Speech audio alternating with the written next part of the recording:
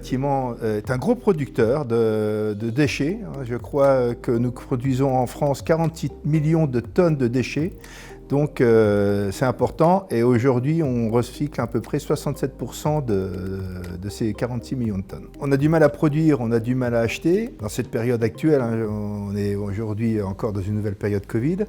Donc les matériaux existent, les matériaux se recyclent. Le recyclage des matériaux, c'est pas d'aujourd'hui. Il me semble que dans les constructions, récupérer des cheminées, récupérer des poutres en bois.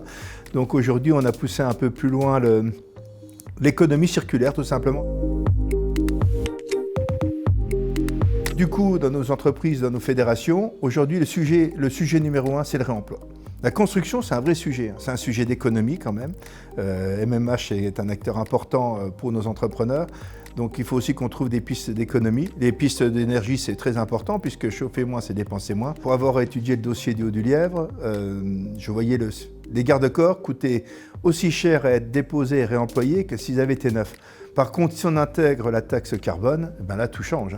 C'est intéressant de réutiliser les garde-corps si on considère qu'ils sont sur place et qu'on les repose. C'est plus intéressant si on enlève cet aspect de transport.